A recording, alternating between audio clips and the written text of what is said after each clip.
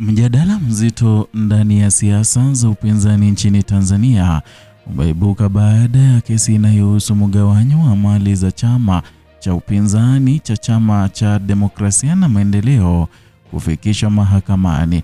Kesi hiyo yenye nambari ya 8323 ya mwaka 2025 imefunguliwa na aliyekuwa makamu mwenyekiti wa chama hicho Zanzibar, Said Issa Mohamed, akishirikiana na wajumbe wawili wa bodi ya wadhamini kutoka Zanzibar, nao ni Ahmed Rashid Hamis na vilevile Maulida Anakum. Hatua hiyo imechochea mjadala mpana kuhusu wazo wa ushirikishwaji wa wanachama na usimamizi wa mali za chama, hasa katika kati ya wanachama wa Tanzania bara na Zanzibar. Kauli zilizotolewa na mwanachama na mchambuzi wa masuala ya chama Habib zimeongeza uzito wa mjadala huo baada ya kusisitiza kuwa kesi hii inalenga kurejesha haki na uwazi ndani ya chama badala ya kuwa shambulio dhidi ya uongozi uliopo. Kwa mujibu wa Habibu, hatua ya kwenda mahakamani imekuwa matokeo ya muda mrefu wa malalamiko kutoka kwa baadhi ya wanachama wa Zanzibar ambao wanahisi kuwa ushiriki wao katika maamuzi makubwa ya chama, hususan yale yanayohusu mali, umepungua kwa kiasi kikubwa baada ya uchaguzi uliopita. Na katika maelezo yake, Habibu alimkumbusha kwamba hapo zamani wanachama wa Zanzibar walikuwa wakipewa nafasi kubwa ya kushiriki katika maamuzi ya chama. Maoni yao yalikuwa yakisikilizwa na malalamiko yao yalikuwa yakipewa uzito katika vikao vya uongozi wa chama. Hata hivyo, hali hiyo imebadilika kwa kiasi kikubwa katika miaka hivi karibuni. Habibu alieleza kuwa baada ya uchaguzi uliopita, mawasiliano kati ya uongozi wa chama na wanachama wa Zanzibar yamepungua kwa kiasi kikubwa. Hali hiyo imeacha pengo kubwa la mawasiliano na kuibua hisia za kutengwa miongoni mwa wanachama wa visiwani humo. Kwa maneno yake, zamani wanachama wa Zanzibar walishirikishwa kikamilifu katika maamuzi ya chama, lakini sasa hata mazungumzo ya kawaida kuhusu malalamiko yao hayafanyiki tena.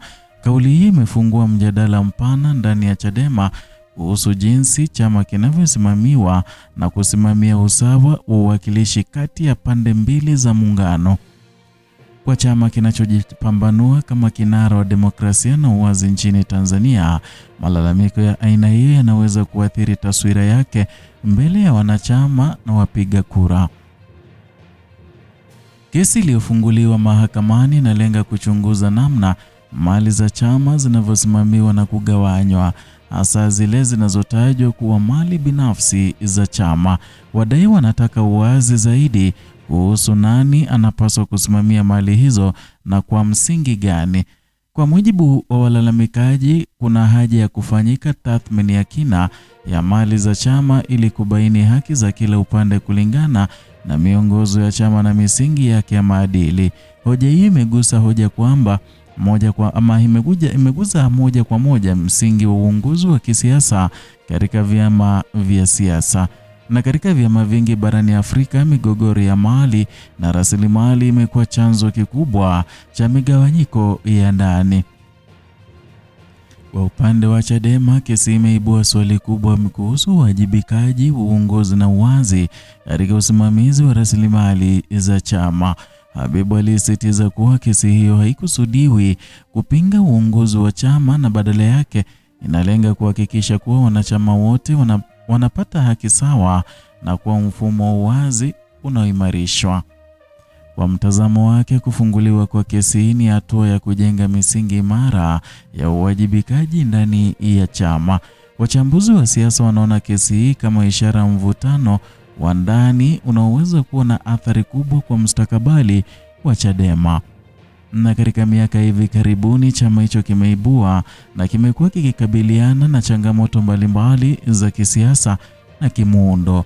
Baadhi ya changamoto hizo zinahusiana na uongozi, mikakati ya uchaguzi na mahusiano kati ya viongozi na ngazi tofauti. Ndani ya mazingira hayo, mgogoro wa mali unaweza kuwa zaidi ya swala la kisheria. Kwa baadhi ya wachambuzi, unaweza kuwa ishara ya mvutano wa kimamlaka na ushawishi ndani ya chama. Na katika siasa za vyama, rasilimali mara nyingi huenda sambamba na nguvu za kisiasa.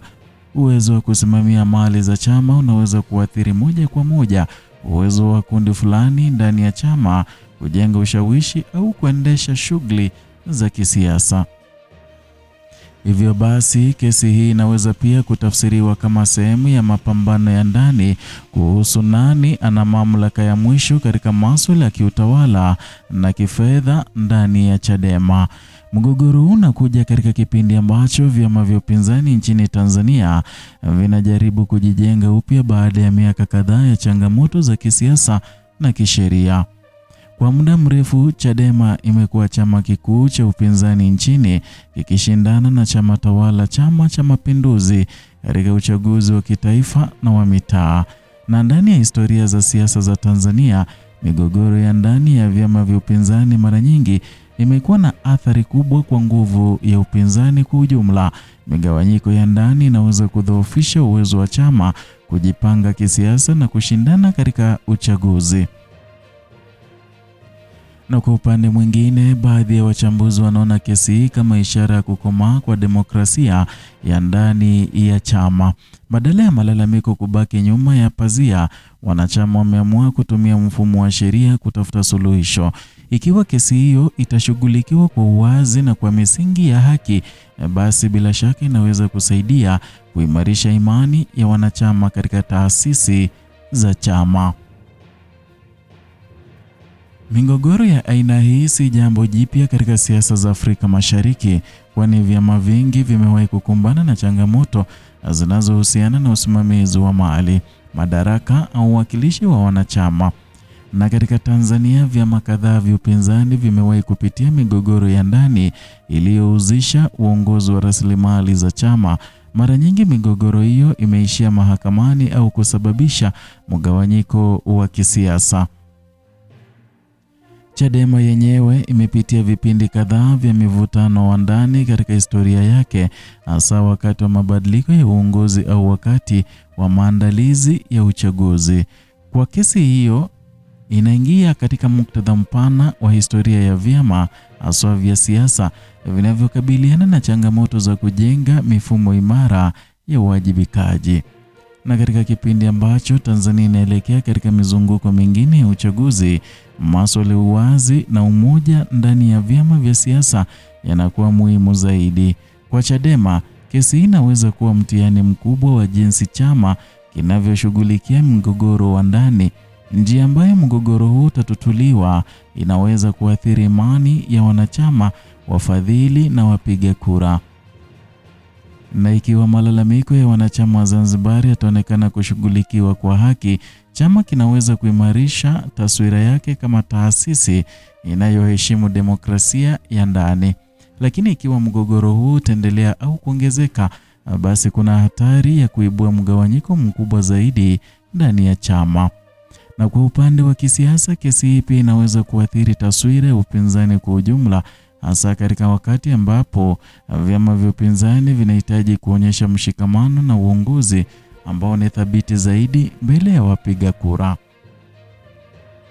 Kwa sasa, macho ya wanachama wa Chadema na wachambuzi wa siasa yameelekezwa mahakamani na katika vikao vya chama kuona jinsi mgogoro huu utakavyoshughulikiwa. Na iwapo kesi hiyo itachochea mageuzi ya mfumo wa usimamizi wa mali ya uwazi wa maamuzi ndani ya chama, basi inaweza kuwa na hatua muhimu katika kuimarisha demokrasia ya ndani ya vyama vya siasa nchini Tanzania. Lakini ikiwa itaishia kuongeza mgawanyiko wa kisiasa, basi inaweza kuwa mfano mwingine wa changamoto zinazolikabili upinzani katika safari yake ya kujijenga kisiasa. Hatima ya mgogoro huu itaamua si tu mustakabali wa mali za chama, bali pia mwelekeo wa siasa za ndani ya Chadema katika miaka ijayo. Hayo tuliokuandalia siku hii kutoka hapa TanzaPulse, na tafadhali, ikiwa ni siku yako ya kwanza hapa, kumbuka kusubscribe.